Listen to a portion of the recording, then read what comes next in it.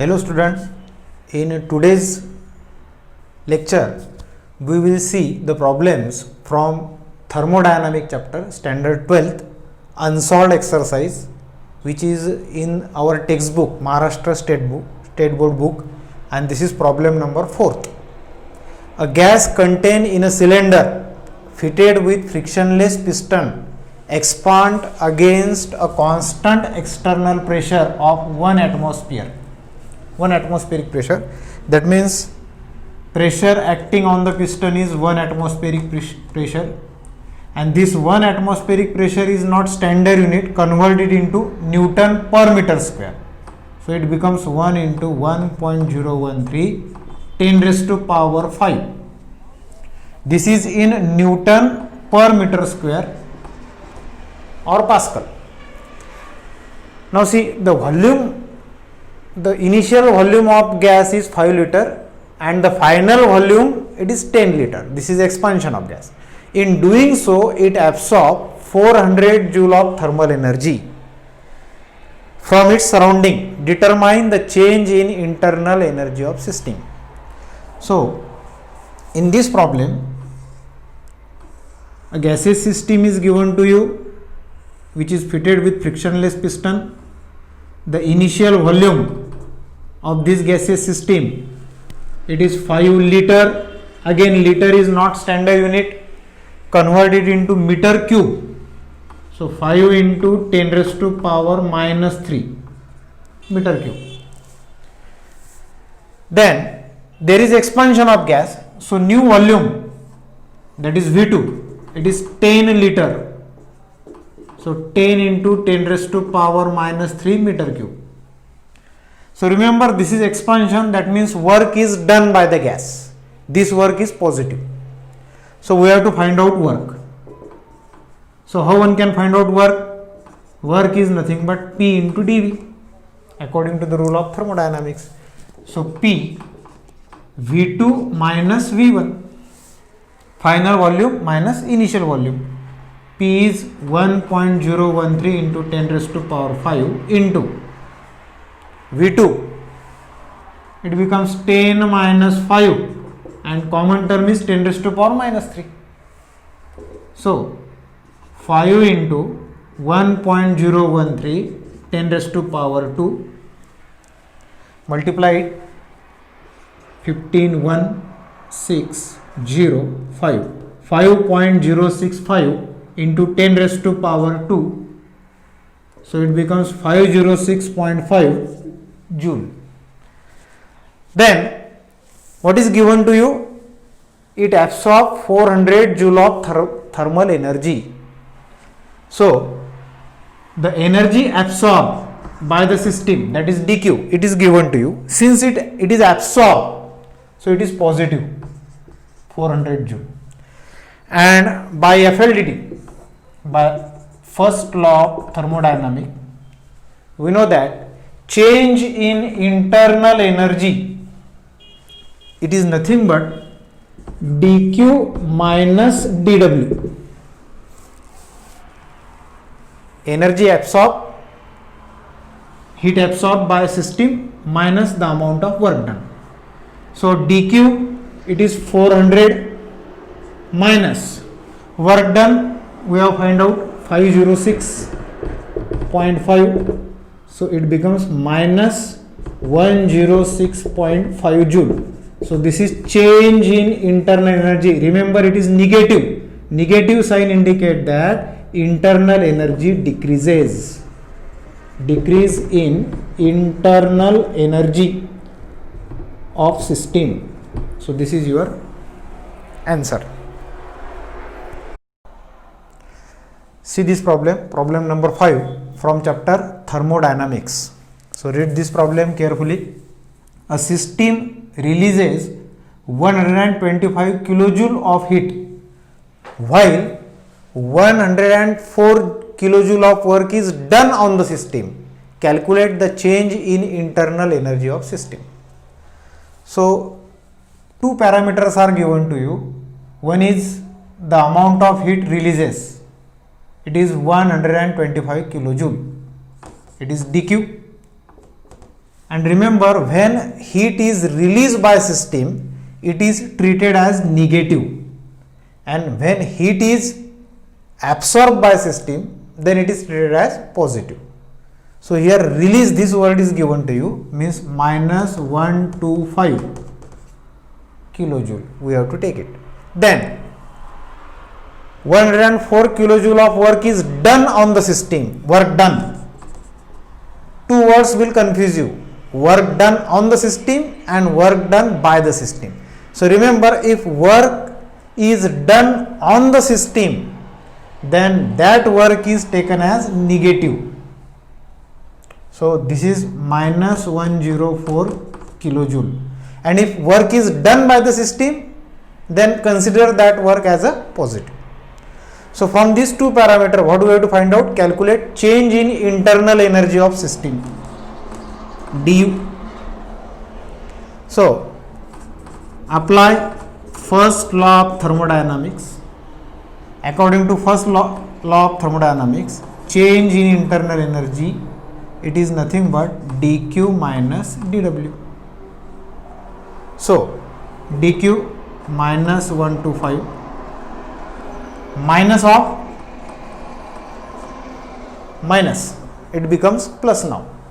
So minus 125 plus 104. So do subtraction, it is minus 21 kilojoule. So remember, negative sign indicate that internal energy of system decreases. So this change is,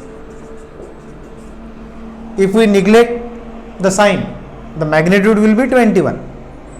So by 21 kilojoule, internal energy of system decreases. Okay. Now see this problem number 8. Chapter is thermodynamics, unsolved exercise. An ideal gas is taken through an isothermal process. Which process is given to you? Isothermal process. If it does 2000 joule of work on its environment, how much heat is added to it? Work is done on environment by the system, therefore that work is positive, 2000 joule. And the gas is under isothermal process. So remember, for any isothermal process means there is no change in temperature, the process which takes place at constant temperature. And if temperature remains constant, there will be no change in the internal energy of system, that is du is 0. So this is the important hint of this problem. Then what we have to find out? How much heat is added to it, that means dq we have to find out. So dw is given to you, du is 0 and dq we have to find out. Very simple. Apply first law of thermodynamics. dq is equal to du plus dw, or we can say du is equal to dq minus dw. So du is 0 here, dq we have to find out, and dw is 2000. So dq is equal to plus 2000 joule, that means the amount of heat given to the system, it is 2000 joule. This is problem number 9 from chapter thermodynamics. An ideal monoatomic gas is adiabatically compressed so that its final temperature is twice of initial temperature. What is the ratio of final pressure to its initial pressure? So monoatomic gas is given to you, it is adiabatically compressed and its final temperature is twice of initial temperature. These three conditions are given to you. So if the gas is monoatomic, remember gamma, specific heat constant, it is 5/3. Then second one, if gas is adiabatically, it is under adiabatic process, then it will follow equation P into V raised to power gamma is equal to constant. and the final temperature T2, it is 2 times T1. These are the three conditions, and what we have to find out? Ratio of final pressure to initial pressure. So I will use this equation. P1 V1 raised to power gamma, initial condition, is equal to P2 V2 raised to power gamma. But we know that from ideal gas equation, PV is equal to nRT. That means V is equal to nRT by P. I will substitute this value here. So N, R, these are constant. So we can cancel from both sides. So what we can write? P1, V1 is nothing but T1 upon P1 raised to power gamma. NR, I delete it. Then P2, V2 means T2 upon P2 raised to power gamma. Understood? So now what we can write? P1, this is power 1, and this is in denominator P1 raised to power gamma. So it becomes 1 minus gamma, and T1 raised to power gamma is equal to P2, again 1 minus gamma, T2 raised to power gamma. So P1 1 minus gamma divided by P2 1 minus gamma, T2 raised to power gamma upon T1 raised to power gamma. T2 is given to you 2 times T1. So it becomes 2 times gamma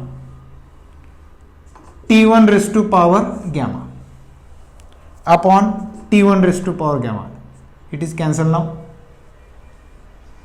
So substitute the value of gamma. What is gamma? 5 by 3. So it becomes P1 1 minus 5 by 3 means minus 2 by 3.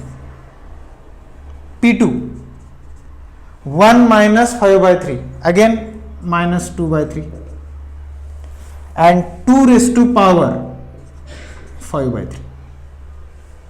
So I will take reciprocal of this. So what we get? P2 raised to power 2 by 3 upon P1 raised to power 2 by 3 is equal to 2 raised to power 5 by 3. So this is common index. So I can write 2 by 3 log of, taking log on both sides. What do you get? 2 by 3 log of P2 by P1. Then 5 by 3 log of 2.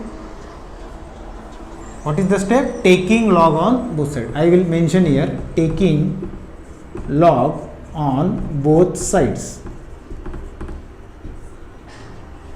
So 3 cancel here.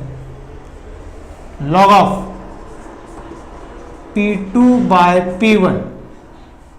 Now it becomes 2.5. 5 by 2, 2.5 log 2.